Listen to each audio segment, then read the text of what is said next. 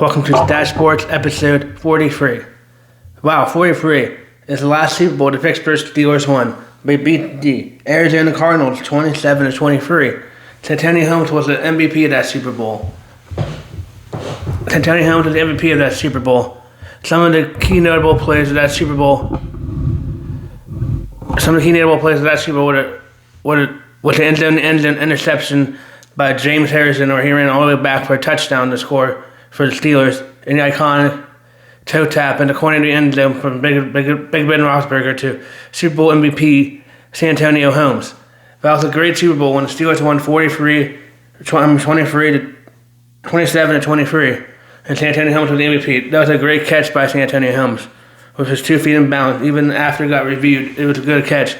That was one of the better passes and catches by Ben Roethlisberger to the receiver, and that's Big Ben's second Super Bowl win. And the Steelers' second Super Bowl win in my lifetime, and their 6th Super Bowl title. That was a great year. The Steelers can get back to that now, whoever the quarterback is. But that was a great year when we had Big Ben and all the crew back then, with James Harrison, Troy Polamalu, and all of them. That was a great year to be a Steelers fan. That was a great year to be a Steelers fan. Last night was Super Bowl 60. Hard to believe it had been 60 Super Bowls already. The Seahawks won 29-13 last night in the game that was a defensive battle game, we'll say, and not much of an offensive game.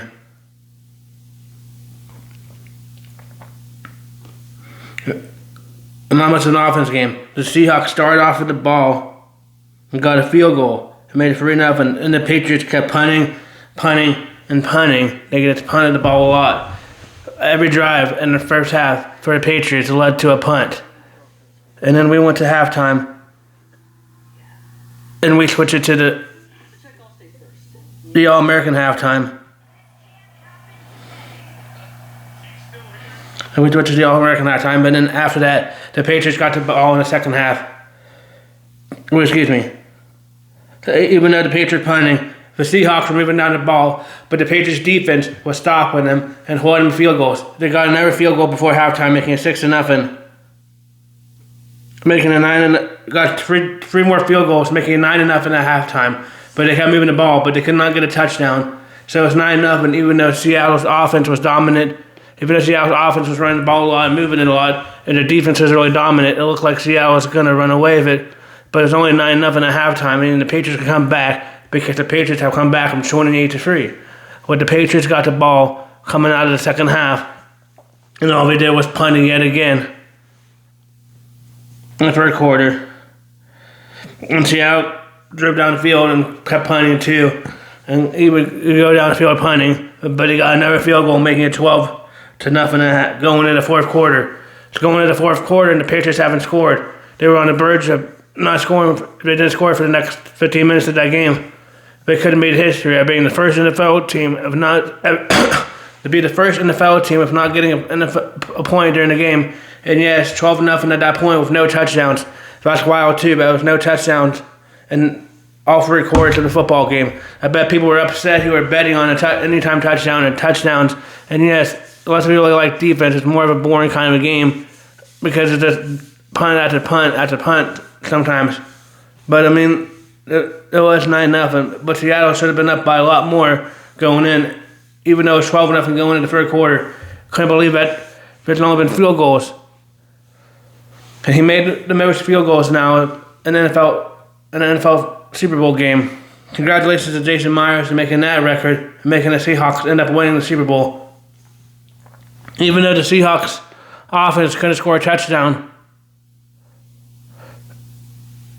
Kenneth Walker was looking really good and having 100 yards rushing and looking like an MVP candidate, even if the Seahawks are holding up, even if they were up 12-0 and going into the fourth quarter.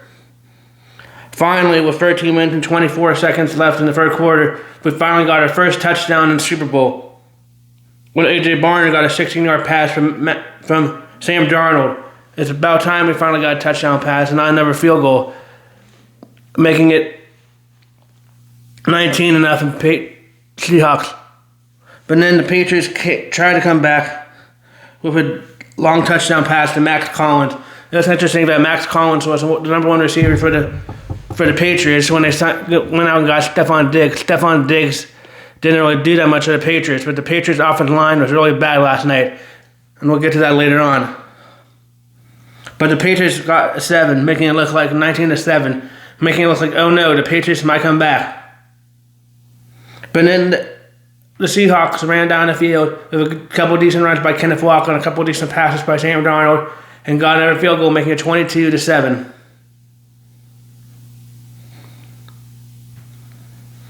And then, on his bad night of not doing good passing, the quarterback for the Patriots threw another interception. Drake May for an interception, making it 29-7. But they came back with a Ramondre Stevenson 7-yard touchdown from Drake May, making the final score of 29-13. And yes, I know it's 29-13, but if you just saw the score and they went to bed after halftime, it was not that close of a game. The Seahawks are a lot better team. That was one of the better defenses I've seen in quite a while. I think they said it's the first time that a defensive play caller has won the Super Bowl. Who would have thought Mike McDonald, who started off as an intern and worked his way up through the defensive ranks in the Baltimore Ravens, would be a Super Bowl coach? Who would have thought that Sam Darnold a few years ago would look like a career backup and didn't look so good for the Jets, who turned his career around after 4 teams of going to the Vikings. I bet Viking fans are really ticked off right now that they let Sam Darnold go in favor of rookie. But we'll see what happens with that. He didn't have a good year this year for the Vikings, and they might have been in the Super Bowl if they would have kept Sam Darnold. But Sam Darnold's a Super Bowl champion, and our Super Bowl MVP was Kenneth Walker, who had over 134 rushing yards. Yeah, Kenneth Walker, who had over 135 rushing yards. He should have had a touchdown, but they called it back because it was a holding call.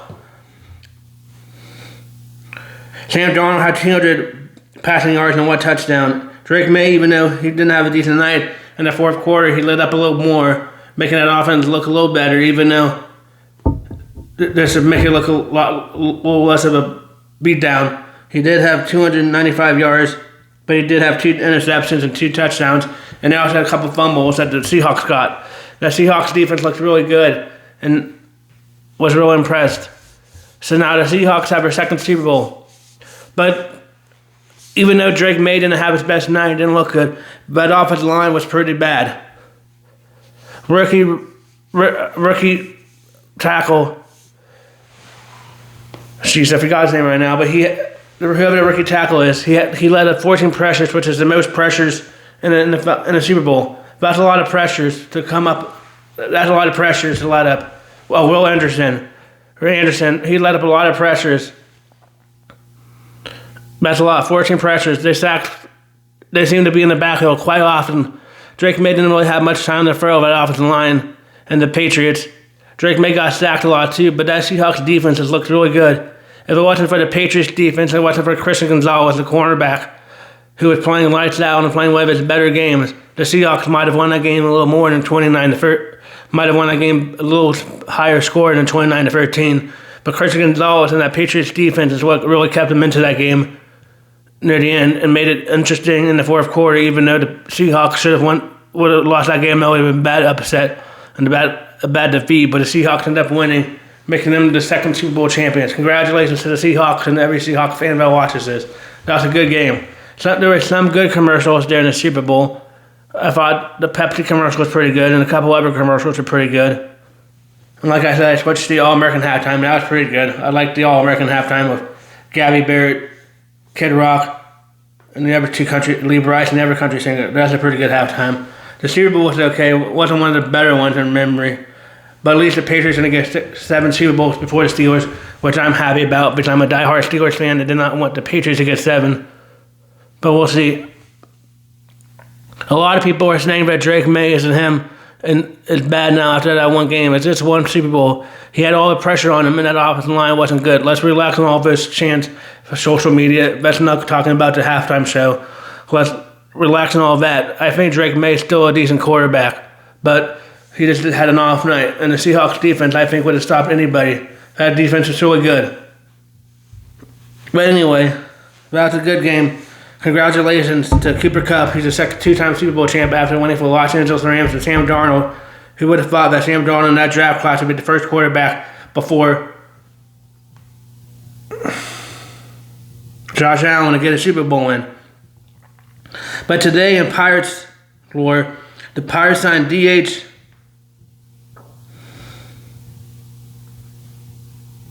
Marcell Ozuna.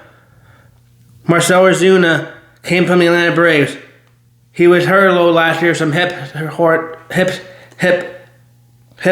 soreness, but played through it. But he's getting older, so he's an automatic DH. Marcell Ozuna that used to play for the Atlanta Braves.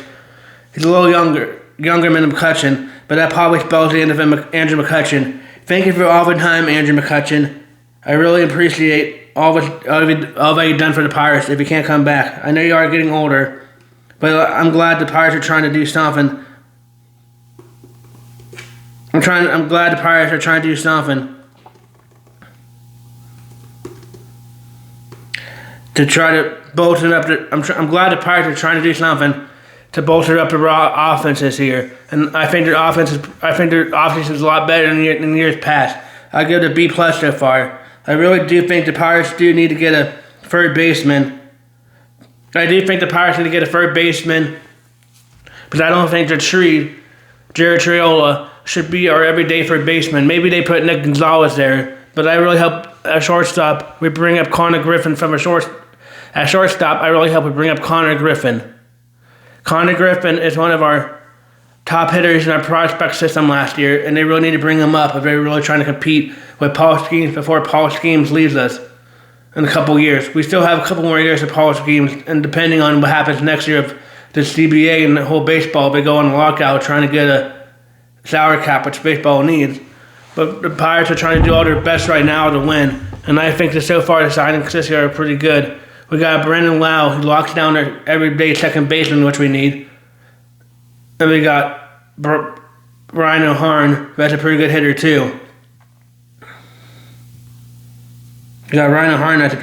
too. Last year, even though he was hurt, Marcell Ozuna had 69 runs, 120. He had, that's 2024 season. I think 2025. That's long. He had a good 2024 season, but he had a slump last year in 2025 because of his injury, but he still had 10 home runs, 25 batted runs, and 28 runs scored. He had 28 runs, 25 RBIs, and 10 home runs last year with a 274 average. So that's pretty good for the Pirates from last year. But the Pirates are in win now mode and trying to do something to help with Paul Skeens before Paul leaves us to go play for the Yankees or somebody. But we'll see. Last year, McCutchen's stats, he had 20 home runs, so maybe 10 less home runs, but his batting average was a 250. I mean, McCutchen is getting older, and I do like Andrew McCutchen, but Marcell Ozuna, 2024 season, a couple years ago, he was an MVP in the MVP race for the Atlanta Braves as a DH hitter. He might be more power to the DH and might be able to bounce back, but there's a 1-year prover deal which has an option for a second year, which I can get more money out of him and make him more. But it's only 1 year for $12 million, I think, and they can get rid of him next year and don't have to give him $1 million, $2 million to get rid of him. So I think it's a good addition. I know McCutchen's going to be gone, but if McCutchen comes back, it's sad because McCutchen was a good player for the Pirates.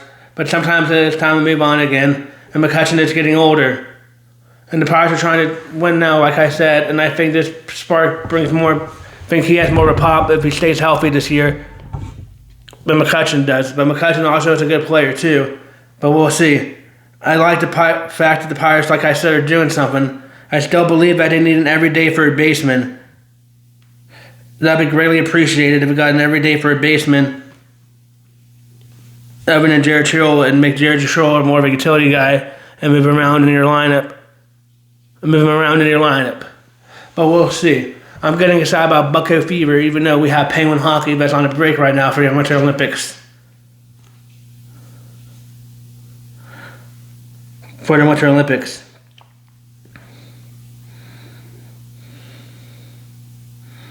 But we'll see what happens with that. Hopefully, the Pirates, like I said, can get a third baseman. That's what we need to now. We need a third baseman. Other people said we might need pitchers, but we still have a couple of young pitchers that we're going to call up. But I can't remember if we have a good hitter that's in our farm system that's a third baseman. Some people are talking about maybe Nick Gonzalez. I mean, Nick Gonzalez might be pretty good for the Pirates. Nick Gonzalez might be pretty good for the Pirates. But we also, I think, like I said again, I think we need a third baseman to make it even better in the offseason. But I really do like what I'm seeing for the Pirates so far this year. I really like what they brought in. They traded for the passer, a prospect, an outfielder prospect for the Boston Red Sox as one of the top prospects. So he might be called up too, but it's young. And like I said, Connor Griffin, he's whacking the schemes off the ball in our farm system. He might get called up. And we have a couple of our pitchers that get called up. And we did have a pretty good pitching system last year. Paul Schemes, Mitch Keller, and the boys. So hopefully they can continue it this year. We might need to get some more bullpen arms, but I think we're doing pretty good so far. But we'll see. I really do like Ozuna, even though mine's been the end of... that's the last time we see McCutchen in a Pirate uniform. But it was a good time, McCutchen. Maybe it's the time for McCutchen to retire, too. He's getting a little older up there. He's a little older than Ozuna. And Ozuna had a good year in 2024 and was at least one of the better hitters, even though he had a slump year last... He would have been one of the better hitters, for the Pirates last year with his batting average, even though we had a slump. Because the Pirates didn't really have a good offense last year, but they're trying to switch it up. Don Kelly's getting a lot of these different names, so pitchers that are on the opposite team might not know who they're going up against and might have to try to game plan better against them. But I really do like what the Pirates are doing this year, and I really think it's up there. I know other teams like the Braves and Brewers and Reds or somebody in our division might be signing players to bigger money. I wanted Suarez too. I think they should have signed Suarez to bigger money because like I said, again, I really do think they need a third baseman. I think Suarez would have fixed that spot.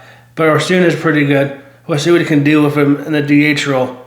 We need a decent DH. I mean, McCutchen was good, but we need someone that has pop and can get on base like Ozuna when it's time needed. When we have pitchers, when we have Paul Schemes pitching, instead Paul Schemes doesn't win a Cy Young Award and have like a lot of losses like he did last year.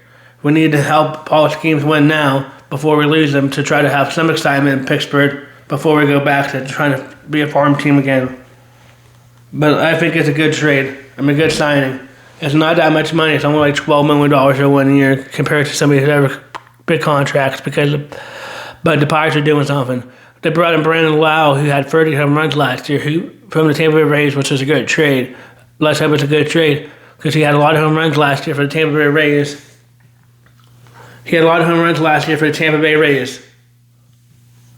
But let's hope that's a good addition because we do need a good second baseman. So let's hope that's a good addition for the Pittsburgh Pirates. And then Ryan O'Hearn, who used to play for the Baltimore Orioles, will be an outfielder, could be a first baseman. And we still have Spencer Horwitz from last year. That's pretty good at first base. So that's pretty good. It's going to be interesting to see who our catcher is. Maybe it's Henry Davis or other people. Or Joey Bart. Unless Joey Bart didn't come up, maybe they can trade Joey Bart or somebody for... Because we have other catchers and Andy Rodriguez and other catchers in our system still. So maybe they can trade Joey Bart for somebody and try to get it for a baseman. But I really do like what they think so far. I think it's a B+ so far, and could get to an A. An A if they can get a everyday third baseman or somebody that's a little more respected, a little more feared for Jared Chiola. I guess not feared. I guess that's not the right word, but somebody that's a little more well-known, I guess, or more established hitter than Jared Chiola. I mean, Chiola might do good this year too. It might help. With all these other additions, it might help try to bring out the spark plug of some of these players. I mean, like with Brandon Lau might help O'Neal Cruz and Brian Reynolds finally get out of their slump and get back to hitting like they used to. I mean, Brian Reynolds needs to get out of a slump and needs to have a good year again this year. So maybe some of these additions will help. Maybe it will also help Jared Chiola with some of these additions too. But I just think, like I said, we need an everyday third baseman. But we'll get more into that later on when the Pirates come. The pitchers and catchers are starting to report for spring training in Bradenton, Florida. Baseball's just around the corner.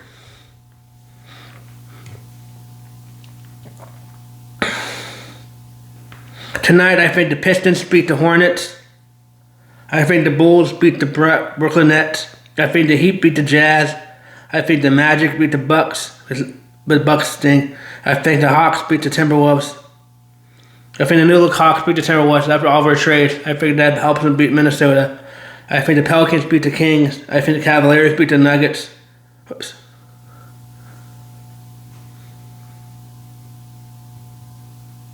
I think the Warriors beat Memphis. The Thunder beat the Lakers. And the 76ers over the Trailblazers. But that's going to be a good game. That's going to be an interesting thing. It's going to be interesting to see what happens so far.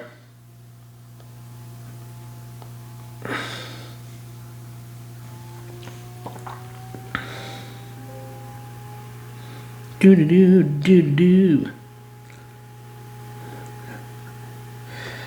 The Olympics are so far. So far, the United States has 2 gold.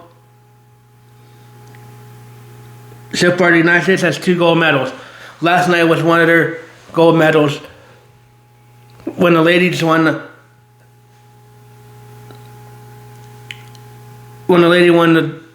the thing. And the men ice skaters, the U.S. team ice skaters won gold too, which is one of the golds. But Lindsey Vonn, her teammate won gold for the U.S., which is good. But Lindsey Vonn got hurt. After coming off a torn ACL, she injured her knee and went for downhill runs. Hopefully she can bounce back, but people are thinking that this might be her end of the year. But the Olympics are good so far. We'll be interested to see what sports we have tonight on the Olympics. Most of the time I've been watching the ice skating. Like I said, Team USA won yesterday in team ice skating, and that's one of their goals. Hope they can get more gold medals. Pretty soon on Thursday is when hockey starts. Is when men's hockey starts. The women's hockey team was looking pretty good. It came off a 5-0 against Finland. Let's hope they can get gold too, but we also need the men's hockey team to get gold. It's about time that the men's hockey team gets gold. The Super Bowl was okay last night. Not one of the better Super Bowls of recent memory, but congratulations to the Seahawks. I'm glad what the Pirates are doing with Remu so far, and I think Marcelo is going to fit in here. I'm going to miss McCutcheon if he doesn't come back, but I'm trying to be in a win-now mode and try to be more competitive and have more off-season way to bring in more people than just rentals where people are going to trade at a trade deadline. I think the Pirates are trying now this time, but we'll see. Thank you for watching STACHE Sports episode 43.